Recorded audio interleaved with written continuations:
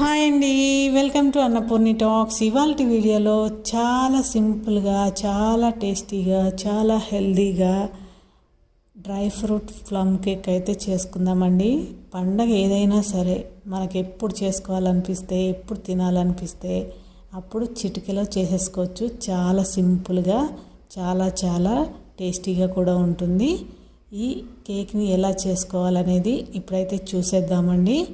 ఇప్పుడు జనవరి 1 కూడా ఉంది కాబట్టి మనకి తప్పకుండా ఒకసారి మీరు కూడా ట్రై చేయండి.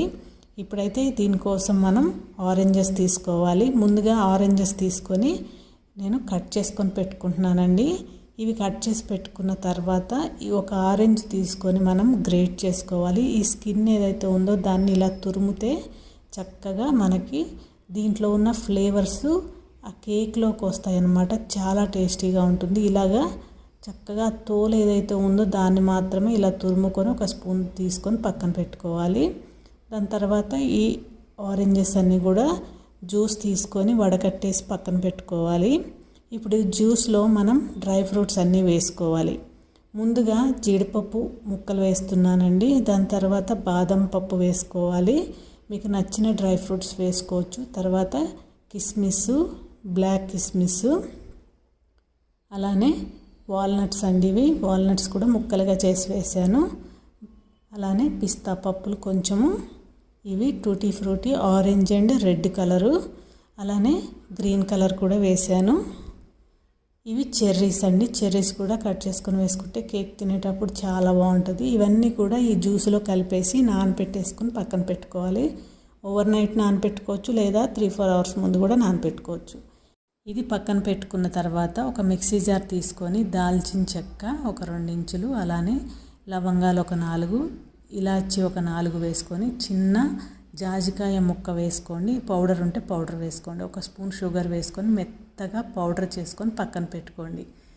ఇప్పుడు స్టవ్ ఆన్ చేసి ప్యాన్ పెట్టుకొని 1 కప్పు షుగర్ వేసుకోవాలి.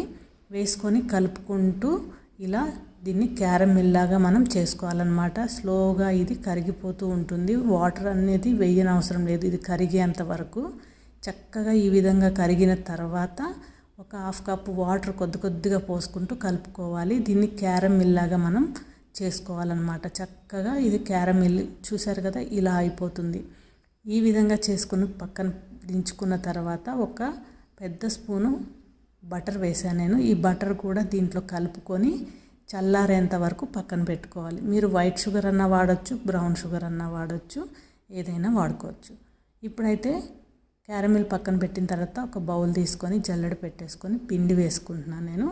గోధుమ పిండి అయినా మైదా పిండి అయినా ఏదైనా వాడుకోవచ్చు. 2 కప్పుల పిండి వేసుకొని ముందుగానే గ్రైండ్ చేసి పెట్టుకున్న మసాలా పొడి కూడా వేసుకొని చక్కగా ఇదంతా కూడా జల్లెడ పట్టుకోవాలి. ఇలా జల్లెడ పట్టుకున్న తర్వాత ముందుగా మనం రెడీ చేసుకున్న క్యారమిల్ వేసుకోవాలి దీంట్లో.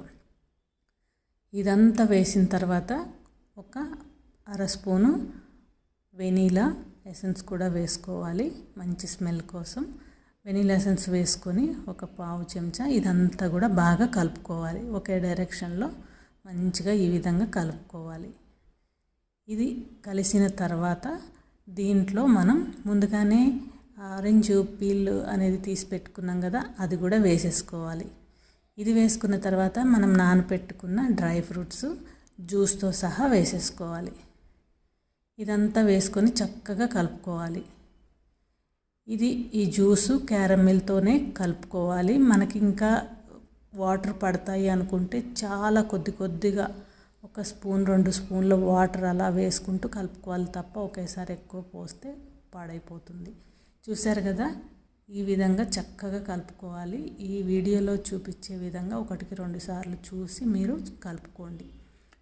ఇది పక్కన పెట్టుకొని మనం స్టవ్ ఆన్ చేసుకొని ఏదైతే బౌల్లో మనం కేక్ పెట్టాలనుకుంటున్నామో ఆ బౌల్ పెట్టేసి ఒక స్టాండ్ పెట్టి మూత పెట్టి ప్రీహీట్ చేసుకోవాలి. ఒక 10 మినిట్స్ దాన్ని పక్కన పెట్టేసి ఇప్పుడు బేకింగ్ సోడా ఒక 1/2 చెంచా, బేకింగ్ పౌడర్ 1 చెంచా వేసి వెనిగర్ 1 చెంచా వేసాను.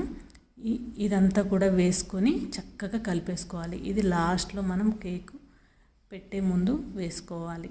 ఇదంతా కూడా చక్కగా కలిపేసుకోవాలి. ఎక్కువగా కలపాల్సిన అవసరం లేదు. మొత్తం ఇలా కలుపుకున్న తర్వాత ఈ కేక్ బౌల్ ఏదైతే ఉందో బటర్ పేపర్ కావాలంటే బటర్ పేపర్ వేసుకోండి. నా దగ్గర లేదు అది. నేనైతే చక్కగా ఆయిల్ అప్లై చేసి పిండి వేసాను. ఈ బ్యాటర్ అంతా కూడా దీంట్లో వేసేసుకొని ఒకసారి చక్కగా ట్యాప్ చేసేసుకుంటే బబుల్స్ ఏమన్నా ఉంటే పోతాయి. ఇలా ట్యాప్ చేసుకున్న తర్వాత మనకి ఇష్టం వచ్చిన డ్రై ఫ్రూట్స్ ఎన్ని కావాలంటే అన్నీ వేసుకోవాలి దీనిపైన. ఎందుకంటే ఇది fully loaded dry fruit cake కాబట్టి ఇలాగ చక్కగా మనకి ఎన్ని కావాలంటే అన్ని, ఏ డ్రై ఫ్రూట్స్ కావాలంటే అవి వేసేసుకొని చక్కగా కలర్ఫుల్గా రెడీ చేసుకోవాలి. ఇవన్నీ వేసుకునే లోపు మనకి పెట్టుకున్నాం కదా ప్యాను, అది మనకి చక్కగా ప్రీహీట్ అయి ఉంటుంది. వేడి వేడి పొగలు వస్తాయి. అప్పుడు మనం పెట్టేసుకోవాలి. ఇది ఎగ్జాక్ట్లీ 1 అవర్ పడుతుంది. సిమ్లో పెట్టేయండి. మొత్తం సిమ్లో పెట్టి చిన్న స్టవ్ మీద పెట్టేసుకోండి. 1 అవర్ పడుతుంది. మనకి స్మెల్ వస్తూ ఉంటుందన్నమాట, మనకి కుక్ అయిందని తెలియడానికి. లాస్ట్లో మనం చక్కగా ఇది పెట్టేసిన తర్వాత 1 అవర్ తర్వాత మీరు మధ్యలో చెక్ చేసుకోండి. చక్కగా కుక్ అయిపోతుంది.